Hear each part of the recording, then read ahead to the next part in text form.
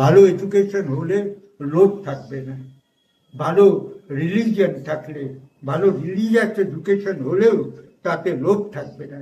কিন্তু আমাদের কোনো এডুকেশনই ভালো না, ও রিলিজিয়াসই হোক আর কনভেনশনালি হোক, খালি মুখস্থ করে আর বড় বড় কথা বলে।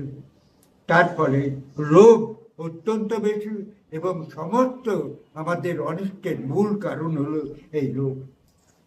এটা আমি সবসময় বিশ্বাস করি, এবং আমি সেই জন্যেই সবসময় উপরওয়ালার কাছেও প্রার্থনা করি আমার যেন লোভ না থাকে, আমাকে কাজ করার ক্ষমতা দাও, শক্তি দাও, এবং আমি সেইভাবে কাজ করে যাচ্ছি। এবং উপরওয়ালার অসীম করুণা যে এখন আমাদের অ্যাকসেপ্টেন্সের দিকে যাচ্ছে আমেরিকায়। এবার জেনে শুনে, আর আগে হয়ে গেছে, আগেও অনেকগুলো হয়েছে, সেগুলো ওরা বুঝতে পারেনি যে আমরা ওদের যা বলছে তার উল্টো বলছি। আমি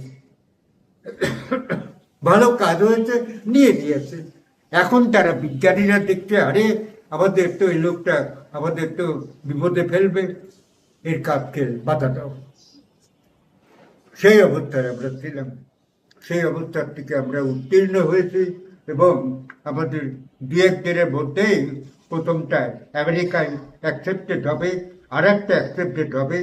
সেটা কিন্তু সত্যিই আমেরিকা সেটা রিজেক্ট করেছে, তখন আমরা বিলাতে গিয়েছি।